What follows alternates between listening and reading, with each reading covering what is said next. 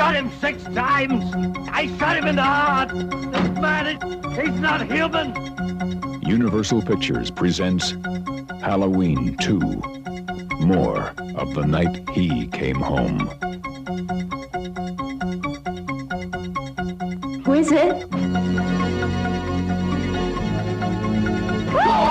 There was nothing within him, neither conscience nor reason, that wasn't even remotely human.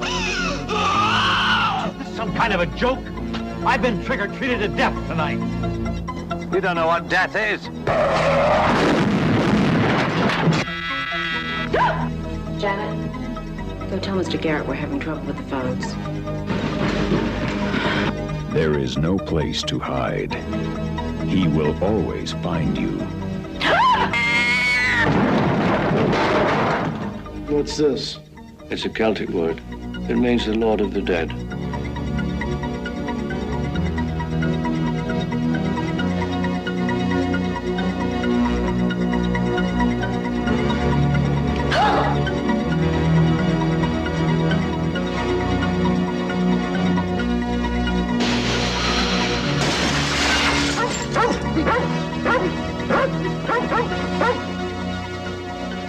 Mr. Garrett?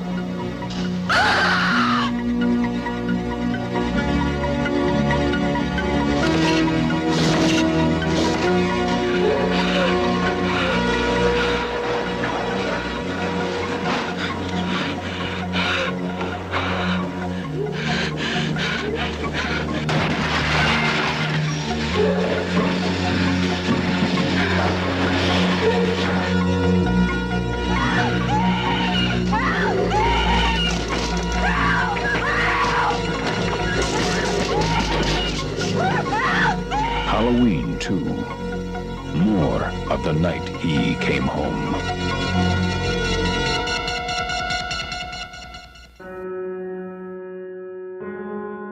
Welcome to Slash, a horror movie podcast.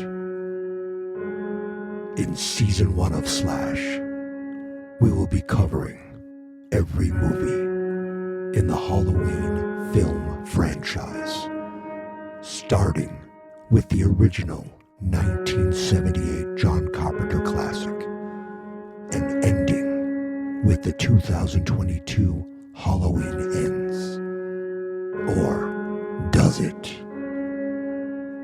Slash is available everywhere podcasts can be found.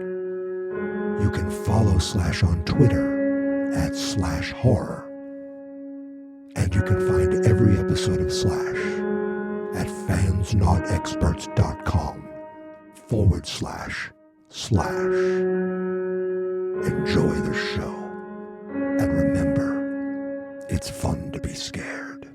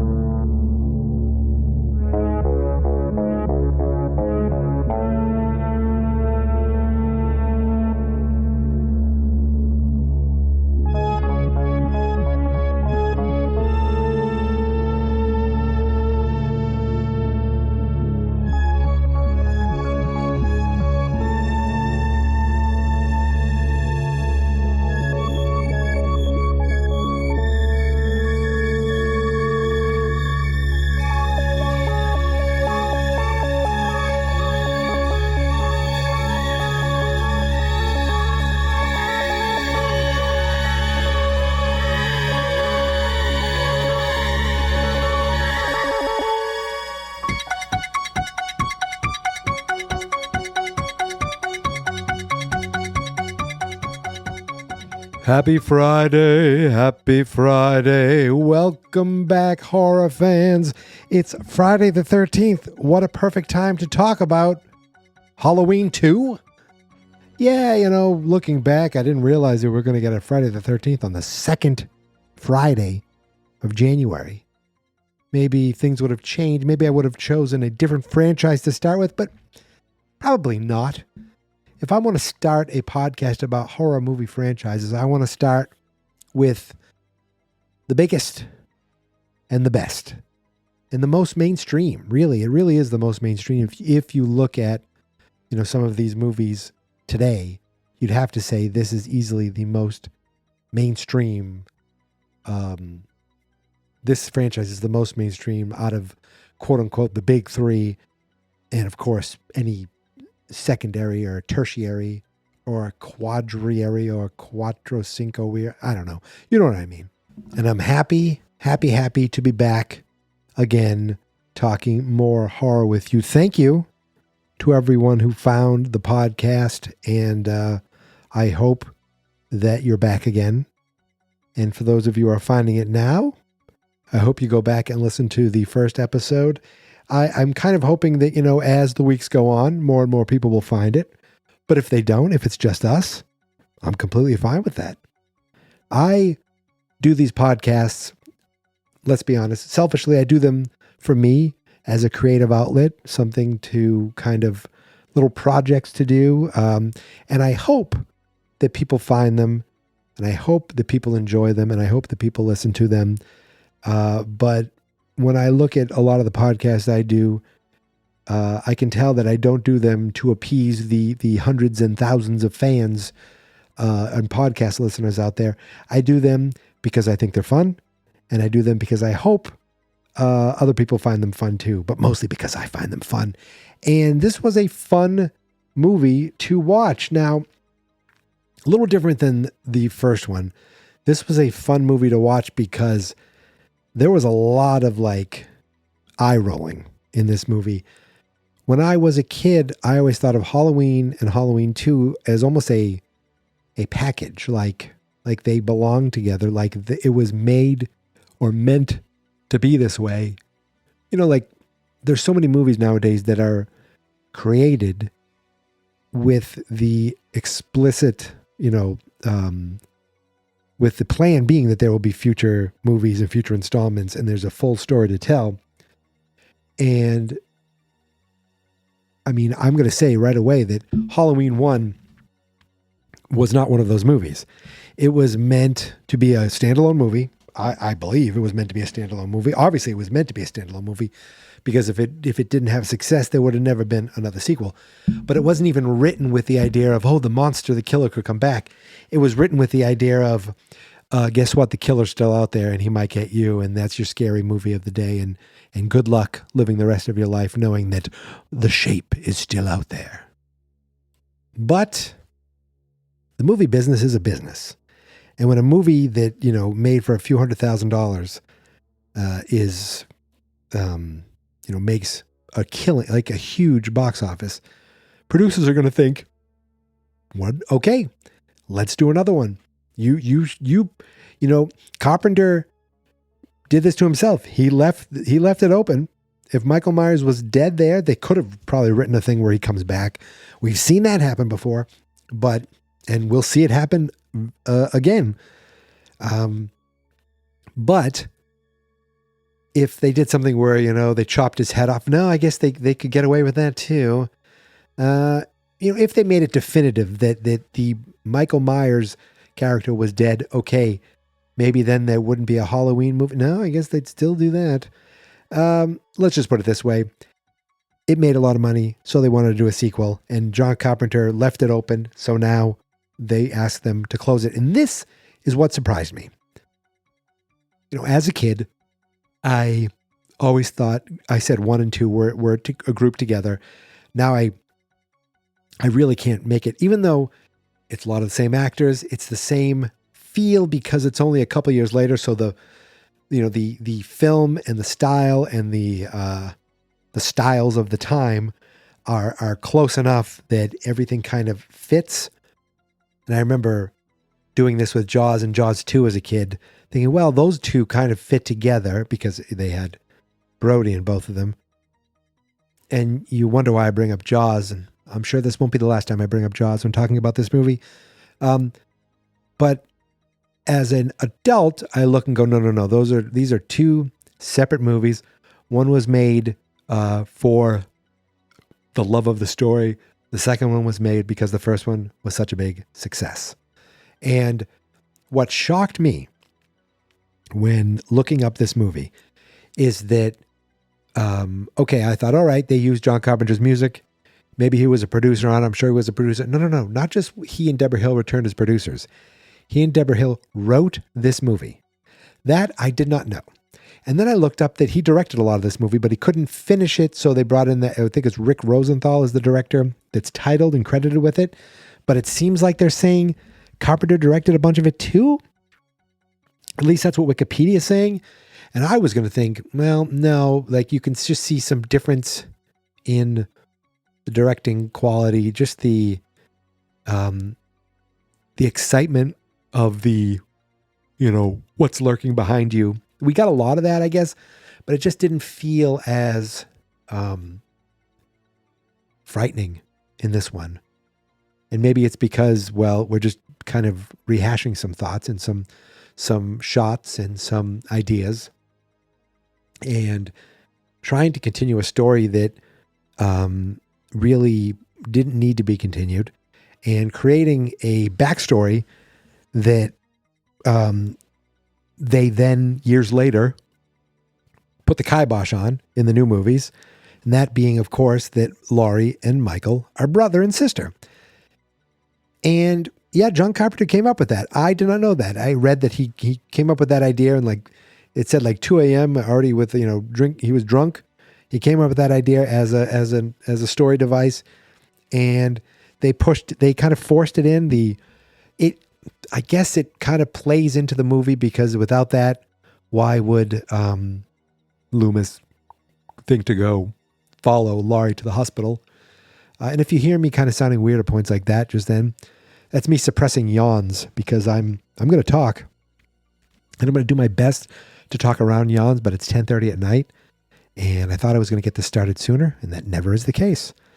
But I'm here, and I'm ready to talk Halloween 2, and a lot of eye rolling. But again, like I said, I was shocked how much John Carpenter is involved in this movie, and they had a bigger budget. It was like $2.5 million this time, but it didn't do as good in the box office. Still made a lot of money. Still was the number one movie in the box office, but obviously it didn't come close to touching the original.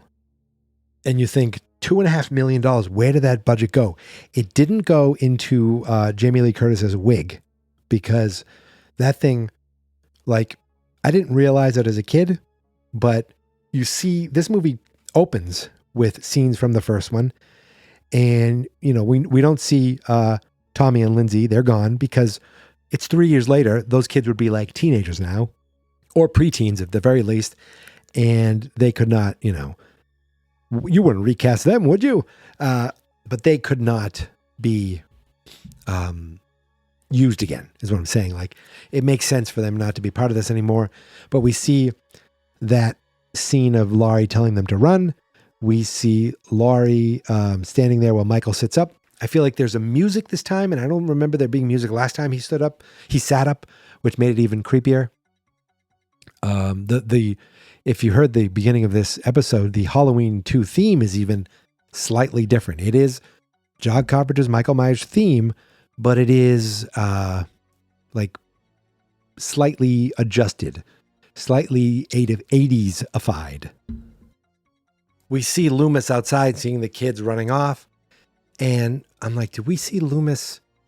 Is he a little different? We see him walking into the house. I feel like there was an extra shot. I don't know if this was a shot used from the original or if they reshot something. He comes into the house. We see the same thing with Laurie and Michael struggling. We see Loomis shoot him. But this time we see Michael fall from outside of the house, right? We don't see that in the original. I'm looking at this going, this is different.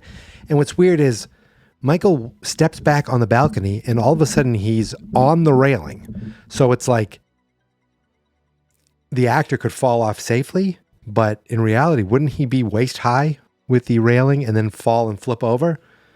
It made, already I'm thinking, well, that was dumb. Obviously, this wasn't John Carpenter, was it? But maybe he did direct some of it. I don't know. I tried to read a little, but not too much. I tried to take notes, but not too much. Last time I said, I want to keep these to about 30 minutes. I went an hour and a half. I've already almost gone, I've been talking here for about 10 minutes already. And We're just getting to the first seconds of the movie, so who knows how long these podcasts are going to be. Guess what? They're as long as they are. That's what I know. This time we see, when it happens, he's like, yes, was that the boogeyman? Does she say it was the boogeyman, or was that the boogeyman? I can't tell. Like, I'm listening to her. I think she said it was the boogeyman. And he says, as a matter of fact, it was, but it seemed like she asked it. I don't know. Whatever. But in Halloween, he goes, looks over the balcony. He's gone, right? This time, he's in the front yard. He goes out in the front yard. He looks, he sees the body's not there, but then he touches the blood. And I do love that the neighbor comes outside, but I'm pretty sure this is the same asshole who wouldn't answer the door for Laurie, right? Because, oh wait, no. That's across the street next to where Annie was in Lindsay's house. This is Tommy's house. Okay, never mind. That's not the same guy, but he comes out. He's like, I've been trick-or-treated to death.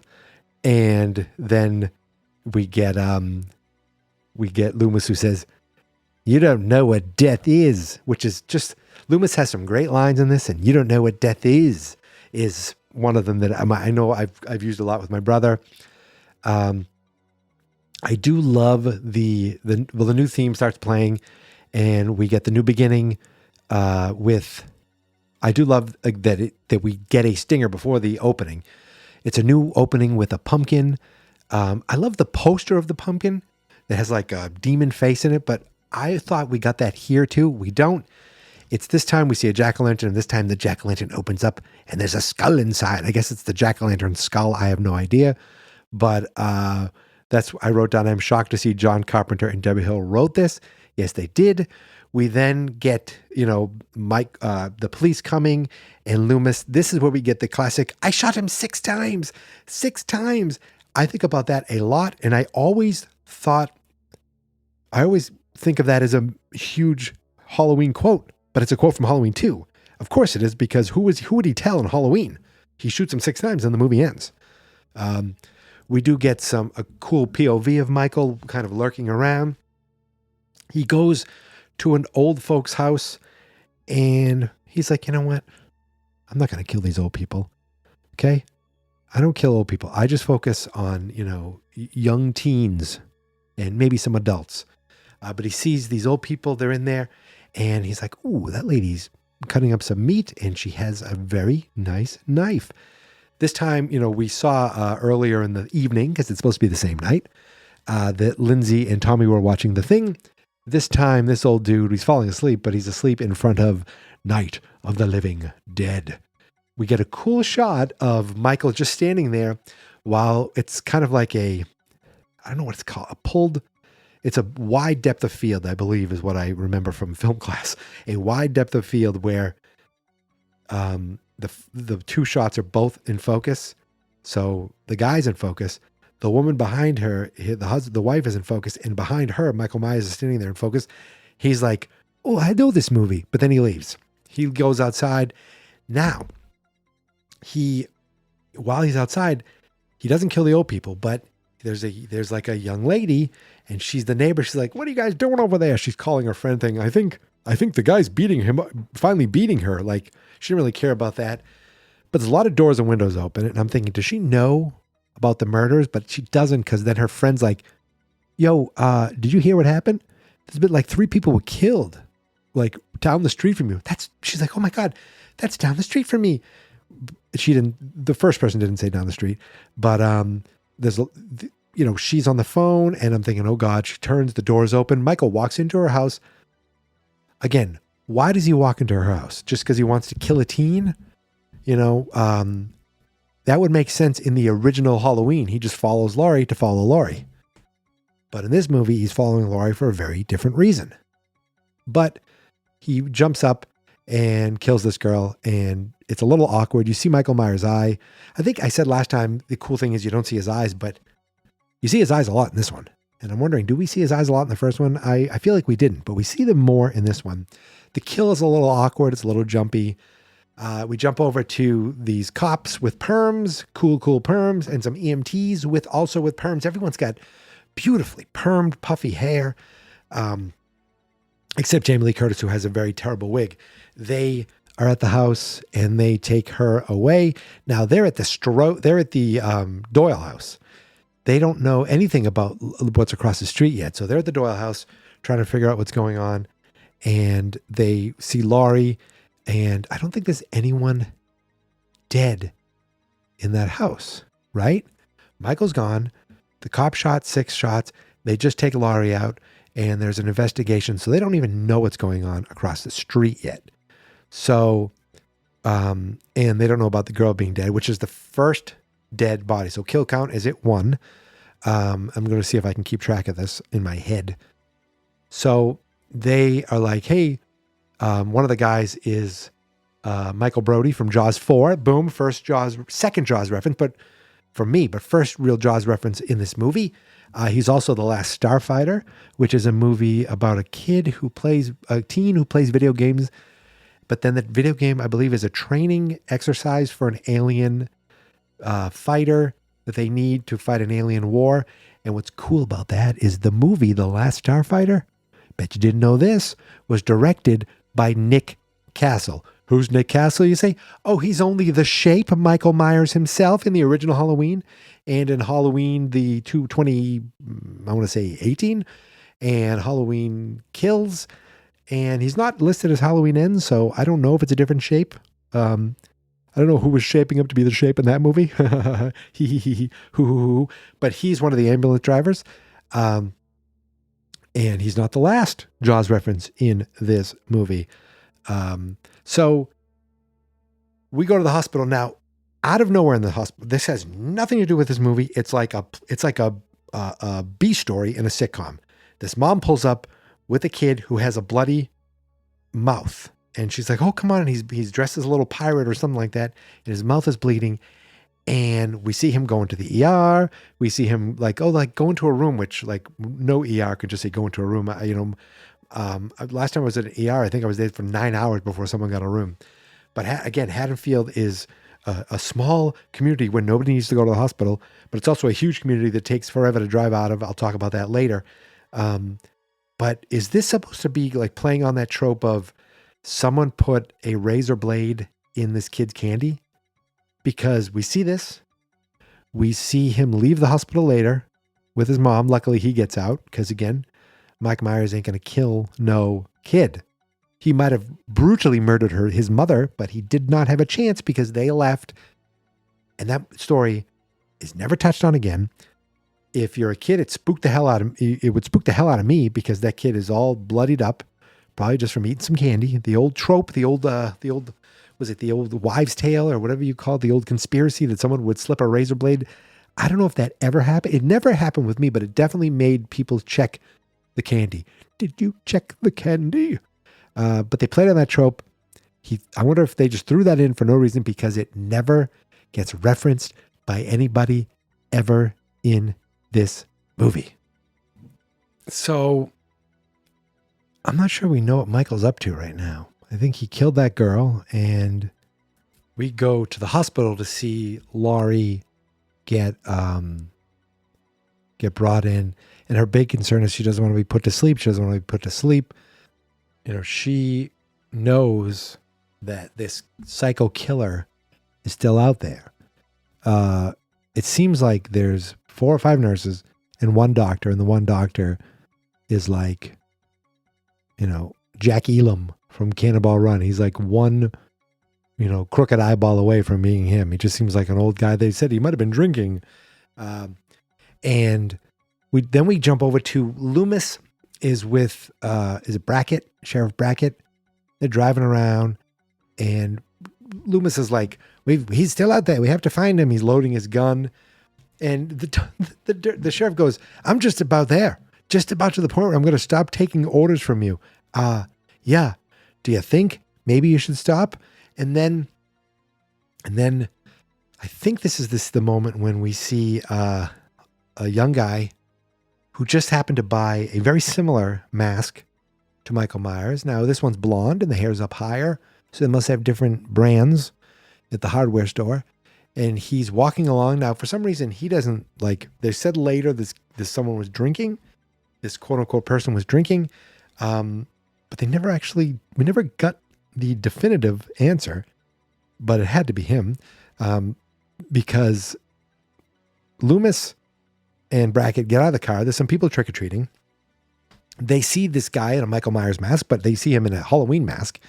It's slightly different. And he's walking around lumbering, and they start chasing him and yelling, and it's a cop and a doctor. And this guy just turns. He doesn't run. He turns and walks stupidly like Michael Myers right into the middle of the road. A cop car comes, smashes into him, hits a van, explodes, crushes this guy, burns him to death. I don't know what happened to the cop in the cop car. I guess he's fine. So they've caused a death. Now, I'm not counting this into the body count because Michael Myers had nothing to do with this. He wasn't there. He is innocent. He should not be, this should not be, if there's ever a trial of Michael Myers, this blood is not on his hands. It's solely on the hands of Dr. Loomis, Sheriff Brackett, the guy who was driving the cop car, because for some reason he was driving right along, even though this kid's in the middle of the friggin' road. And a little blame goes to the kid for not looking.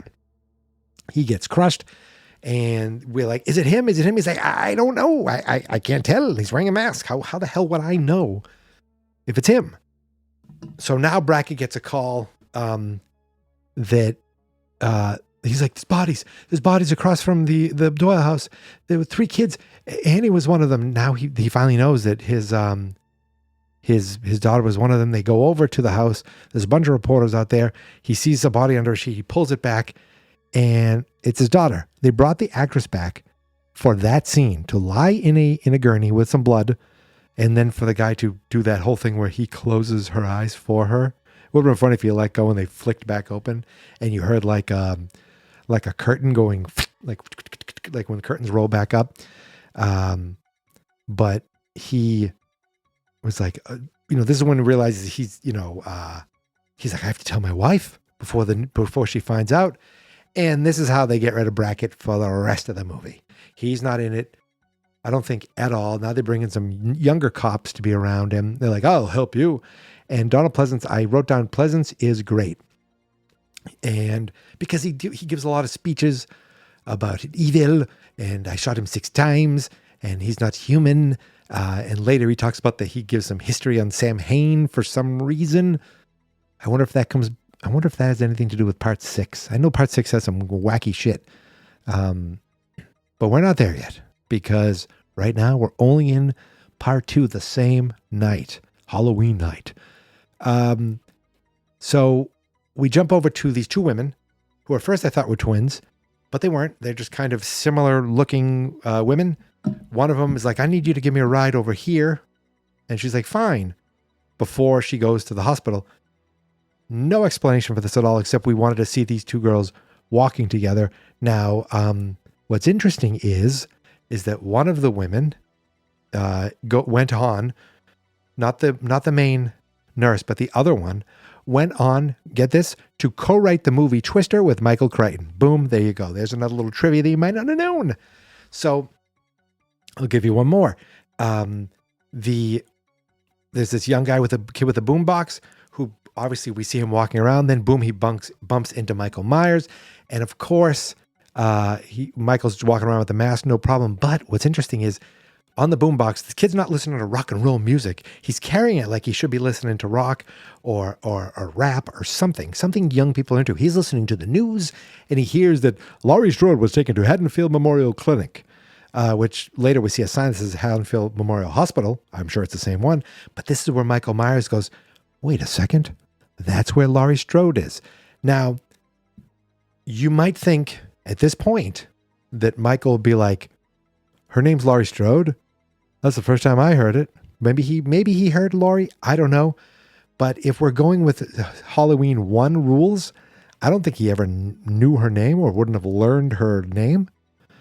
So a little weird there, except when you go to Halloween 2 rules, then it kind of makes sense. And we're talking, of course, about the big revelation, even though I've talked about it. If he knows who she is, then he knows her name, and he's doing this all for a reason. So he walks along, and there's a sign that says Haddonfield Memorial Hospital, of course, 10 feet away. And he's like, okay. And he starts walking that way. And that young kid with the boombox, I wrote down, he was Dick Warlock's son. And his brother's Billy Warlock from such movie shows as Baywatch, and I believe he was Flick on Happy Days. Boom, later on when Fonzie had a beard.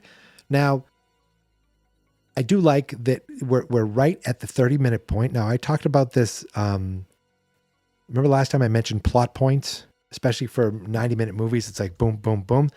We're just about the 30-minute point, and now Michael knows where Laurie is, and he seems to be heading to the hospital, where I feel like most of the action that we're going to be seeing going forward is at the hospital. So it's like, that's a major, it took a half hour to get there, just about, and now we're heading that way. Now, remember those two girls that we saw? One of them had to give a friend a ride. Well, the nurse gets to the hospital, gets out, looks around, walks into the house. We cut back and we see Michael Myers sitting in the back of her car. What the hell? When did that happen? We saw Michael walking. He caught up with him, waited, snuck into the car, and then drove to the hospital with him. He must have overheard that they were a nurse. I don't know how he would have known she was a nurse. It makes no sense. There's a lot of dumb things like this in this one, and this is one of those dumb things that makes no sense to me. Inside, now we're at the hospital, we see is it Leo Rossi, the actor who I've seen in a bunch of things. He's the slightly older EMT, slightly pervy. He's slightly horny. He wants every nurse, and he wants them badly. And he's smoking weed right in the hospital. We see a security guard, the general kind of buffoon, chubby security guard who's reading a newspaper. And we see Michael walking right by on a security monitor, which I did like I liked the use of security monitors in this movie to give that eerie feeling. That was a cool little device they were able to use because they're in a hospital. But he sees Michael completely walking by and totally misses it. I wrote down they're all flirtatious because they're all seemingly flirtatious with each other, and they're all going to die. But Michael's in the hospital already. He's in the baby room, and I wrote down here, like I said, he's with babies, but of course he's never going to hurt a small child or a baby. Just teens and adults. He loves killing teens and adults. And he walks right by while these two nurses are talking. Nobody has any peripheral vision in this movie. Nobody senses people behind you. And if they do sense behind you, they can't tell that it's you, even though you're massaging their shoulders. There's lots of that going on. So Laurie's in her room, and she kind of wakes up, which is some weird stuff going on because she's awake at this point, and she's talking to that guy, Jimmy. Now, I thought earlier she was kind of out of it because of all the drugs, but she's talking right now and awake. And he says, this is really, I wish they did something better. And he's like, what are you talking about? They're like, for Michael Myers. She's like, Michael Myers? Who's that? Because that's the guy who was trying to kill you. And I liked that. Of course she wouldn't know who that was. She just assumed it's some psychopathic killer. But I liked that she finds out that that's Michael Myers. And now she's like, from the Myers house, the Myers family, the one who killed his sister? And then she's like, why me? Why me? There they are planting little seeds. Why her indeed? Why ask the question if they're not going to be now, they didn't have to be a payoff. But when you know there is a payoff, you realize now, well, that's why they're asking this question. Then one of the nurses is like, we're going to try to get in contact with your parents. Well, where the hell are her parents? The phone is down. Which, okay, that makes sense. There's no cell phones. They know they're supposed to be at someone's house, but they're not there. That's what they said. They're supposed to be at some party, but they're not there. So where the F are they? These parents, no wonder they're not great parents, because something else the mother says later in a dream says like, wow, these people are terrible, terrible, terrible people. So we go over to the security guard. He goes outside. He's telling the nurse, I'm going to go outside and check the poles. He's a security guard, and he's going to check the electrical pole. What is he going to fix a wire down? I mean, how would he even know what to do? But he's outside. He sees there's some blood inside a dumpster. There's a jump scare with a cat. Then he notices broken locks hanging on doors, and he goes inside, and there's a facilities area with all kinds of like tools, and you realize it's a really wonderful place to get a murder weapon. And he tells one of the nurses to drive to the sheriff's station because there are no phones. And I'm trying to figure out which one dies first, the security guard or the young nurse. But this dude only has a flashlight. Now, he says if I don't come back, drive to the sheriff's station, I think, because again, nobody leaves. But this guy only has a flashlight and he's following around. He's like, I think someone's here. But of course the nurse can't hear him. Now he notices these doors and he takes the locks are open. So he takes the lock off the hook, opens the door, and he gets nervous. But why the hell, how physically could Michael Myers be in there if the lock is still hanging from the little loop? Michael could take the lock off and go inside and close it, possibly, if there's a handle, but he can't put the lock on it unless there's two of them. So that's dumb. Doesn't make any sense. And of course we get the guy opens the door. You see the door. You think, here we go. The door closes in. Boom. He gets a hammer right to the skull. Kill number 2.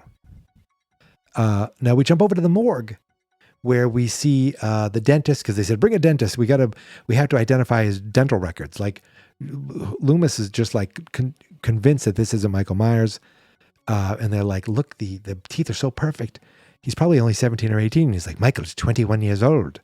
And they can't be sure. They can't be certain that it is him. So the cop orders them to keep looking. Now, what's cool here is that the dentist, is actor Jeffrey Kramer, Hendrix himself from Jaws. There's our second and last Jaws reference of the day.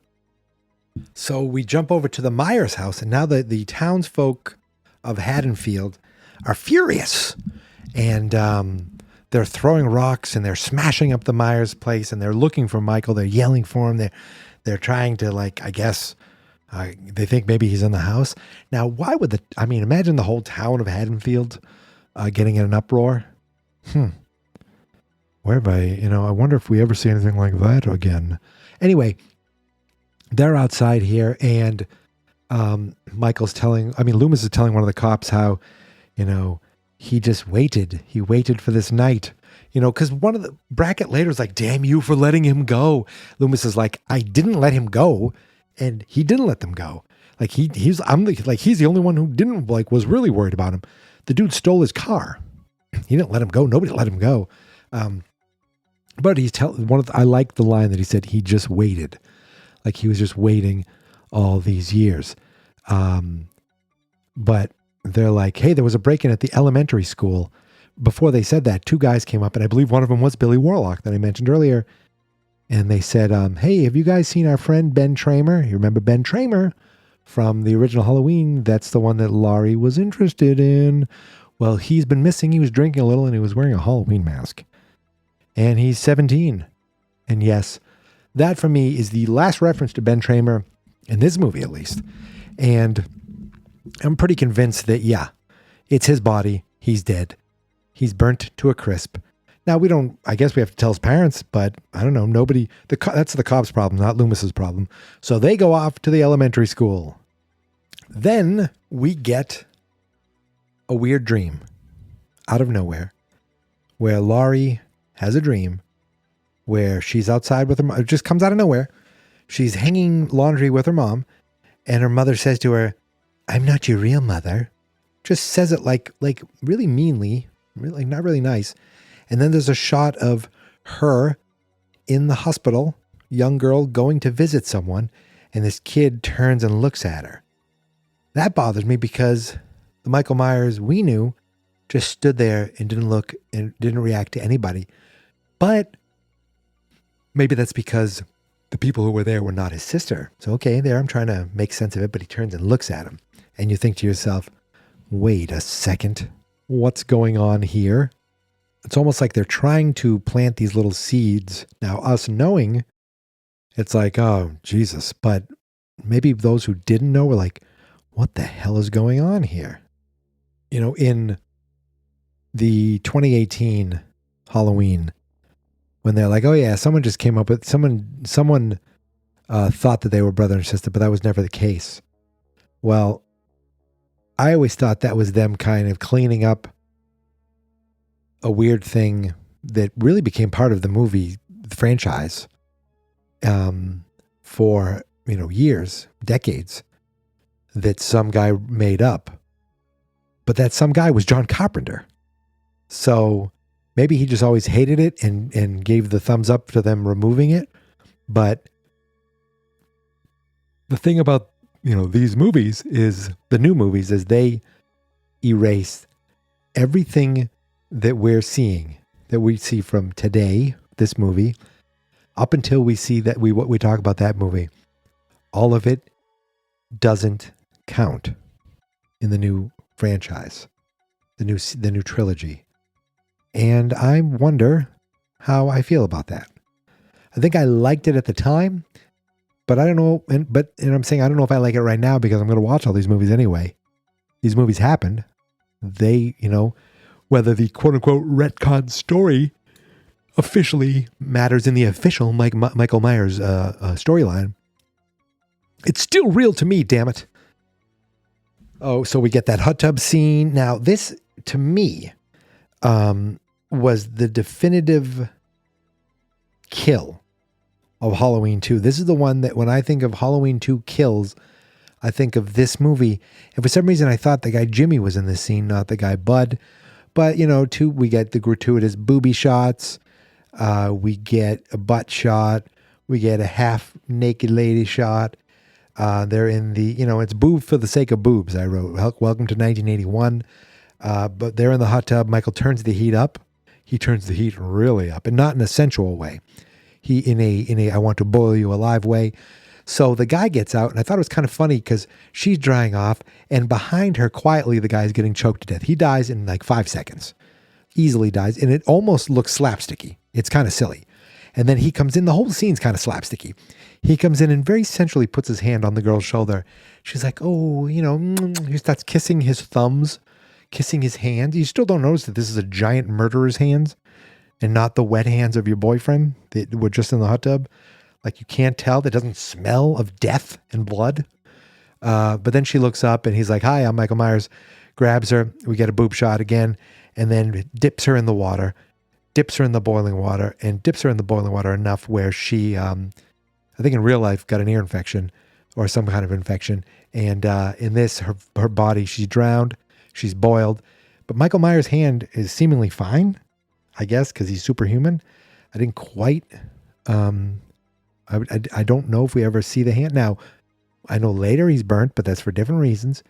But yeah, it just seems like I guess he can take the heat. But I guess if you can't take the heat, get out of the hot tub that you're going to die in. So we do jump over to the elementary school, and this scene, I feel like, was there to add to some, storyline. We get a shot of a drawing from a family, and the knife that Michael took from the old lady, he stabbed into the sister of the drawing, some rando's drawing, and he left the knife there. Why did he leave the knife there? I don't know. I'm pretty sure Michael Myers isn't all there. I'm just going to say that. But he took blood and he spelled Sam Hain on the wall. And that's when we get this whole, Mike Loomis talking about Sam Hain and the pagan, the Halloween on the 31st and blah, blah, blah. But Michael can spell. We already know he can drive. He's an excellent driver. He understands the heat. He can do basic nursing, like really basic emergency, like EMT nursing stuff. I'll talk about that later. And he has really nice penmanship. He spells Sam Hain on the wall. It seems like that would almost give some sort of larger storyline, but it just happens so Loomis can talk about it a little, and it's never really talked about. There's no reason for this at all. But the nurse from the original Halloween pulls up in a car with a cop, comes into the school. I don't know how, she must have been driving around all day, found the cops and said, oh, they went to this elementary school. Okay, I'll go there too. Instead of, I'll just wait here or call them in. Goes to elementary school, walks in, and it's so weird. Loomis looks at her and she's like, hi, Dr. Loomis, it's me, Marion. He looks at her like for 3 seconds quietly and goes, oh, I didn't recognize you. from yesterday. Yes, I know it's been 3 years since the movie happened, but dude, you were, in a car with her. Okay. 2 days ago. No, yesterday. Yesterday. They said it happened last night. This is still Halloween day into night. Yesterday, you were with her, and now you're back with her again. You didn't recognize her. It's been one friggin' day. And I thought she's here to tell what's going on. She doesn't do that yet. She's here to say, listen, I need to talk to you, okay? You've been ordered back to Smith's Grove. He's like, you can't order me back. He said, no. The governor ordered you back. We're worried that you're going to be jeopardizing the rehab program we're doing. And we have a police officer outside. We need you to, he needs to take you back to Smith's Grove and get you out of Haddonfield. He's like, what? Are you kidding me? But he goes along with it. Meanwhile, Michael Myers is just kind of wandering in the halls, going around. And then this, again, is where I'm like, what the hell's going on here? We go in and Jimmy finds Laurie in this catatonic state where she's just staring straight ahead. Last time we saw her, she just woke up from a dream.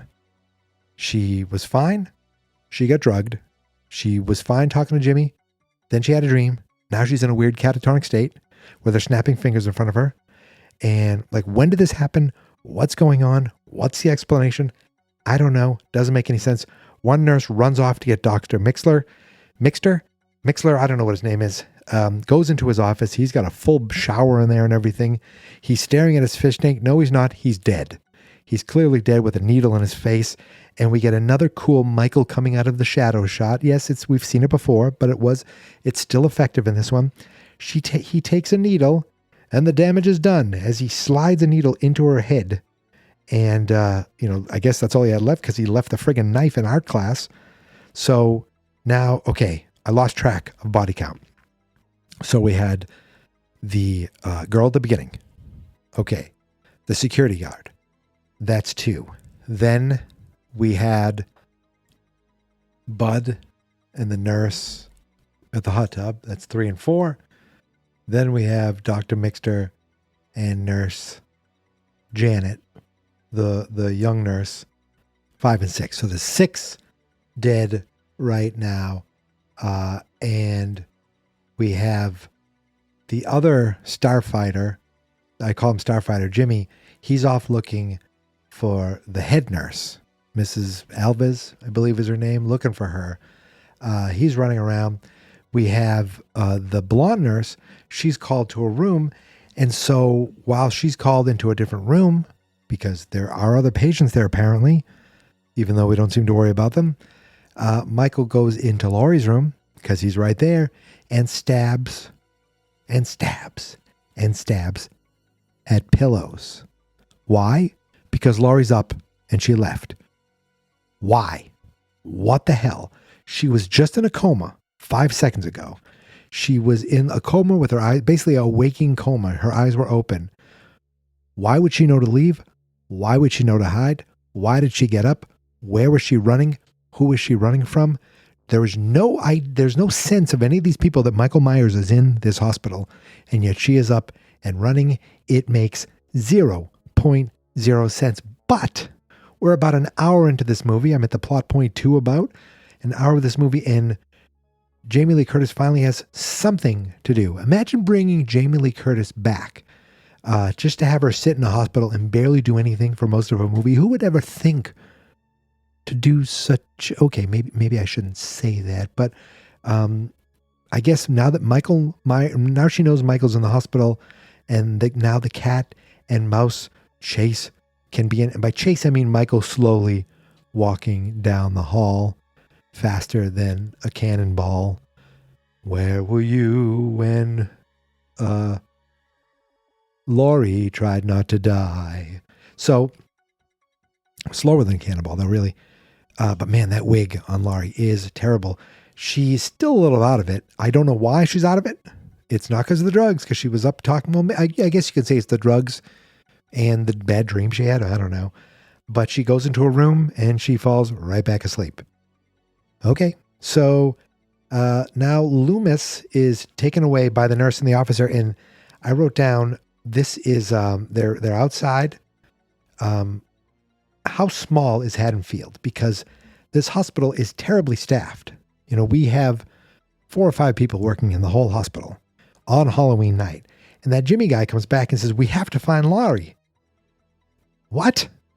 How do you know she's gone? Like, last I checked, you both ran off because she was in a catatonic state and you needed to help her. Now they're like, we got to find Laurie. We got to find her. This is very badly edited or put together, like constructed. I feel like chunks are missing that would maybe make sense of this, but that doesn't make any sense right there. But I do love in the shadow, Michael Myers is right there. You know, like you can see his silhouette in the shadow, which I like that. So Jimmy runs off looking for somebody, looking for the head nurse, and he finds the head nurse, death number 7. And guess what? What the hell is this? The nurse has an IV stuck in her arm. Now, maybe it's poorly done, but it seemed like there was tape, a nice needle, and the blood was dripping nicely. So he found a vein. Michael Myers did this. Is it a phlebotomist? Is that what they call it? Michael Myers somehow stuck an IV. And what's worse is, how do you get Jimmy out of this movie now? He slips in the blood. We got slipping Jimmy here. Falls in the blood, hits his head, bumps his head. He's knocked out. And we see him for 2 more seconds later in this movie. But it's dumb. The blonde nurse, the only smart one, tries to leave, but her car won't start. Then she realizes her tire is slashed. All the car's tires are slashed. But I'm not sure, but I'm not a mechanic, but I don't think cutting your tires would prevent your car from starting, or any car from starting, because it seems like no car will start. And I don't know why this is happening, but it's definitely happening. So now Laurie is awake again in the hospital, and now it's time for Jamie Lee Curtis to kind of earn her paycheck for being there, because most of the time she's just lying in bed. And there's only 20 minutes to go in this movie. The nurse comes back and says, Laurie. And of course, Laurie still has tunnel vision from either the drugs or from the dream. I don't know. But, oh, look out, nurse, because then Michael Myers comes right behind her with a little scalpel, stabs her, and lifts her up with the scalpel. Now, you think the scalpel would just kind of tear through her back, but it doesn't. It's a nice little homage to, is it Bob in the last movie getting killed, or getting lifted and killed? You know, Michael is good at that, and he does that many times through the years. And boom, dead number 8. We went from 6 to 8 pretty quickly. And now Laurie sees Michael. And I love this because this is when, boom, we get the chase music.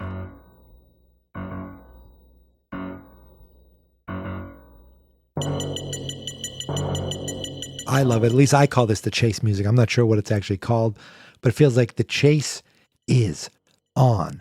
And of course, you know, I don't know why a girl running cannot run a lumbering murder man. It doesn't make much sense, but she's awake now and she's running, and she, you know, I thought it's time for her to discover bodies, but really she just discovers the handyman. He's hung up. She climbs out through a window. Luckily, because Michael, you know, moves so friggin' slow, I'm like, Mike, it might behoove you to move a little faster with a little more brevity. You'd get a lot more done. You'd be a lot more successful, and a lot more people would be killed. Less than 20 minutes to go. Laurie, you know, just seems to be waiting for an elevator, but she gets in. This is where I actually get the thumbnail shot. If you see the thumbnail for this movie is a very bad wig on Jamie Lee Curtis in an elevator. And this is from that shot. The door closes just in time for Michael to hit it with his hand. But you think elevators, when you hit them with your hand, they open right back up. Nope, he backs up. He probably doesn't even know what an elevator is. He's like, elevator. And just backs up. It closes. She gets outside. She's escaped.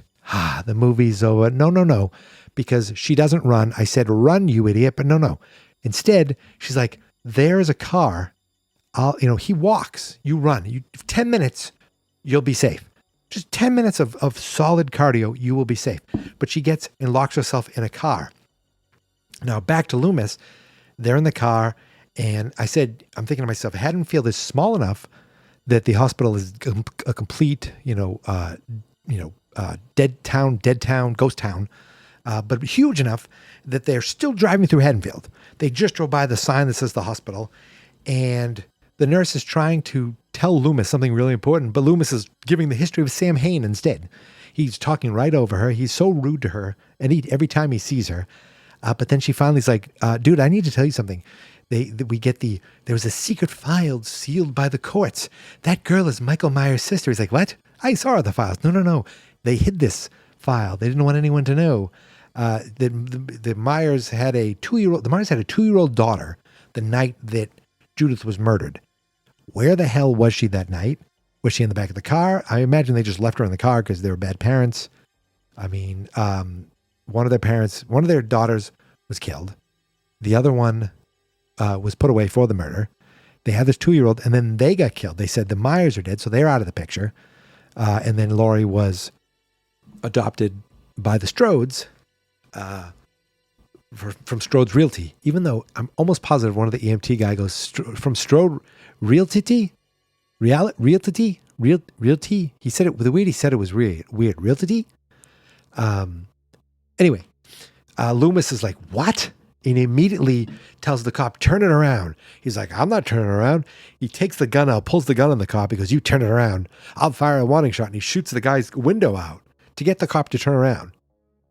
Like, okay, dude, you're definitely going to be arrested if there's anyone left to prove this happened. Wink, wink. So they head back, and we go back to the car, and someone's coming, and it's concussed Slippin' Jimmy. He gets in the car, he tries to start the car, and then he passes out. He passes out right on the horn. I'm like, great job, Jimbo. No cars can start, including Jimmy's. I'm thinking maybe Michael rigged them. He knows something. He put on that mechanic suit, and he feels like, I could be a mechanic. He rigged them all. He pulled out some kind of tube. I don't know how cars work. I'm assuming there's a tube. But Jimmy passes out. Now, we never see him again. He's never discussed. He's never talked about. I guess there was a deleted scene where we show he did live. So I'm going to say he's alive. I'm going to say he just passed out in the car, but nobody cares about him in this version of the movie. So outside the hospital now, Loomis, Marion, and the officer, the nurse Marion, pull up. They go into the hospital. Now Laurie is in the parking lot at this point. She's like, help me. She can't scream until they get into the house. They get into the house. They get into the hospital. The moment the door closes, she can scream, help me. Inside, they're like, all right, come on, let's go. And I told you, Loomis is a jerk to the nurse. He tells the cop go one way, and he tells the nurse, you stay with me and shut up. That's literally what he says. He goes, stay with me and shut up. He's still a prick to her. He will always be a prick to her. Now, Laurie's outside. She looks over there, behind something. Michael's outside. Now he's outside too. So now she's like, oh crap, I probably should have ran in the first place because he walks. She tries to run into the hospital, but tell me this, the hospital door is locked. The same door that Loomis, the nurse, and this officer just walked through. They didn't lock it. Nobody locked it. We saw them. No, he didn't say lock the door. Why would he do that? Laurie can't get in now because I don't know why. It doesn't make any sense. It's very, very, very dumb. So they let her in. Again, why was it locked? I don't know. They close it again. They didn't lock it. Doesn't make any sense. Michael walks right through this pane of glass like he's someone in America's Funniest Videos who accidentally walks through their sliding glass door. Walks through it. No problem. Loomis is like, oh yeah, bang, bang, bang, bang, bang. 5 shots. Boom. He's down. And the cop's like, what's going on here? And Loomis goes, don't go near him. He's still breathing. And the cop's like, what are you talking about? He's dead. Let me get really close to her.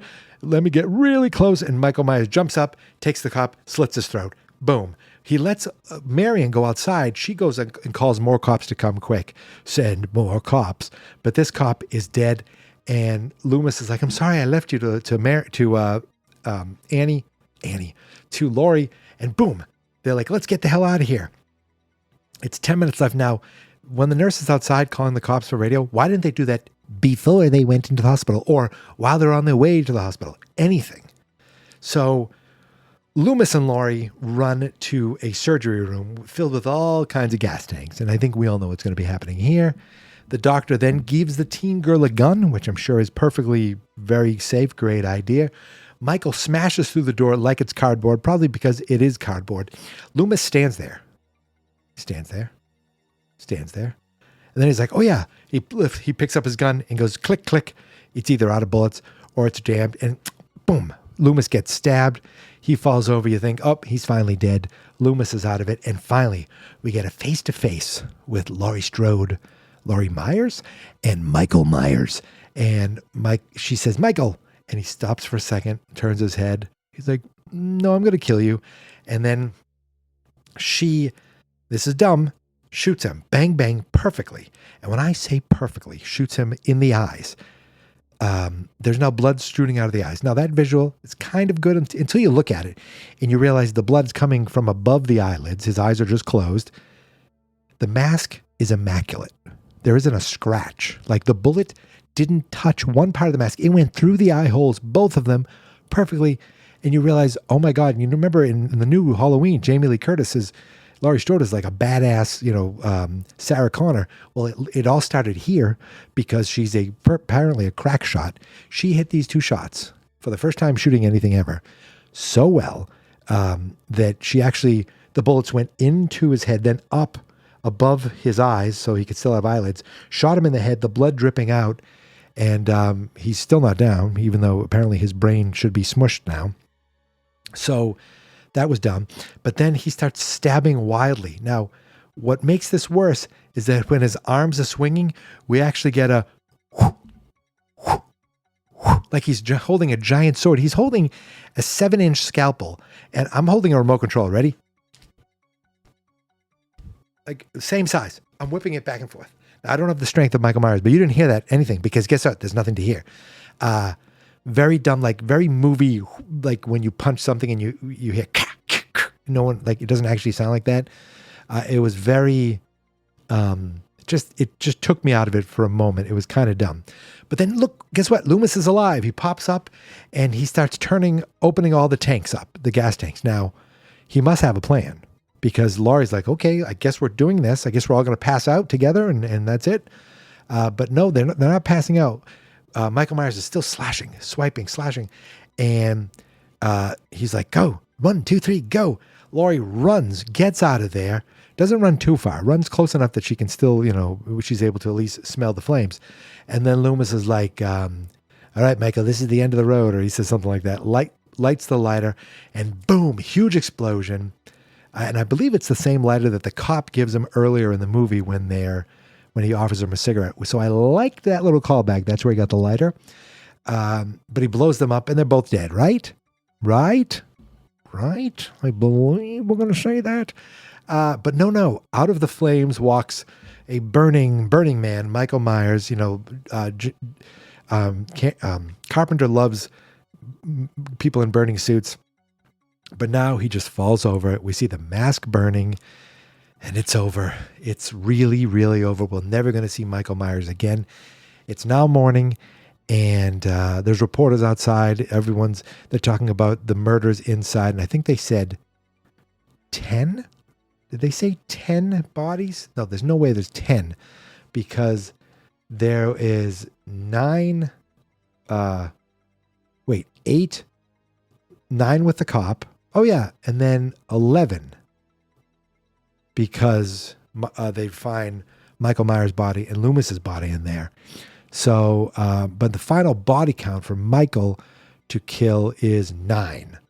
And we don't know what happened to Jimmy. I wrote down again, what the hell with Jimmy? They put her in an ambulance while reporters are trying to harass her. And I guess the ambulance is taking her to a different hospital. But the music, the Sandman music starts playing. They had that at the beginning of this one. The Sandman starts playing again. And that is the end of Halloween 2. And as far as the world is concerned at this point, that is the end of Jamie Lee Curtis's Laurie Strode. That is the end of Michael Myers. And that is the possible end of Halloween. I don't know if Halloween 3 was planned yet, even though it comes out only a year later. And for us, we'll be talking Halloween 3 in just 1 week. Looking back at this movie, I think it only has a 30% on Rotten Tomatoes or something like that. And I know why. There's a lot of dumb there's some nuggets of good. There's some interesting shots. There's some things that are well done, but it's in a more formulaic, coming from a movie that almost kind of created the formula or perfected the formula. This one doesn't do much to make anything original, and it doesn't do anything better. Doesn't improve on anything better. It adds some, it creates some storyline that wasn't really needed. And, if it's a 2-movie, series, that's it, it's over. But it becomes this larger thing, and a lot of it's based on, the brother and sister that then gets taken away in the new movies. But there was just so many choices that were made, or little things in the direction and the actual execution that just bothered me. The editing, the pacing, the choices of why did this happen and why is she like this, and then all of a sudden she isn't like this, and why would she get up and know to put pillows there? It's just a lot of not well executed decisions, I think, that make this movie that's over 40 years old just a big come down from the first one. And I remember as a kid, again, no, Halloween 1 and 2 are the good ones. Halloween 3 is terrible because they don't even have Michael Myers. They tried to do a whole different thing. But I'm excited to see this one because it is its own movie. There is nothing in the whole franchise I need to compare this to, because it's a standalone movie with a whole different storyline. In fact, I think in this movie, they're watching Halloween the movie, so it's not even the same quote-unquote universe. And I just get to judge this as a movie itself. A movie that has really become kind of a cult favorite from my understanding, at least from what I've seen online. Obviously that wonderfully creepy theme song for Silver Shamrock that you're going to be hearing over and over again next week becomes a staple for counting down to Halloween. Those masks have been so beloved in the horror world that hell, they were even brought back in a future Halloween movie. Well, we'll talk about that many, many weeks from now. So I am really, really looking forward to Halloween 3, the Season of the Witch, or Season of the Witch. I don't know, one or the other. I'll remember it by next week. But that's all for me today with Halloween 2. Just not as good as I remembered it, or as I regarded it as a kid, or as I hoped it would be. I was hoping it was more enjoyable. This whole Sam Hain storyline was just kind of added in for some reason. The sister storyline was added in. Okay, I kind of get that, to try to make sense of it. That even makes more sense than why Sam Hain was jammed in there. But again, just not great execution. And maybe it's because Carpenter was directing some of it, but not all of it. And I don't know how it was edited. It was shot by the great Dean Cundy, who's, a legend cinematographer. Look him up, Dean Cundy. But I don't want to talk about Halloween 2 anymore. I feel like I've been doing it for over an hour. And it I don't want to say it doesn't deserve to me to talk as much as I do about Halloween 1. But turns out I guess these episodes are going to be this long. Because if I can go for this long with Halloween 2, then who knows what I can do with Halloween 5, The Revenge of Michael Myers. You'll find out in a few weeks. But until then, my friends, thank you so much for listening and for finding this podcast. Again, my name is Mike. My Twitter account, you can find me on Twitter and on Instagram at Geek Mentality. That's my main podcast, Geek Mentality, where I do a bunch of mini shows. And I thought of doing this over there first. And I said, you know what? I'm going to make it its own show. And here we are with Slash, the horror movie podcast that you love. Tell all your friends about us. And you can follow Slash specifically on Twitter at /horror. But every episode of Slash can be found at fans notexperts.com. And of course, Slash is available everywhere you find podcasts. So, and maybe 7 secret places you can find podcasts. We're there too, but I'm not going to tell you what they are. You'll have to find them by first collecting all the gemstones and then following the map. And I don't know what I'm talking about now. I'm rambling. Remember, I told you I'd do that sometimes. So that's it, my friends. Thanks again for listening. Thanks again for subscribing. Thanks again for following along. Happy Friday the 13th, everybody. Even though we're talking Halloween, happy Friday the 13th. I will see you next Friday. And until then, remember, it's fun to be scared.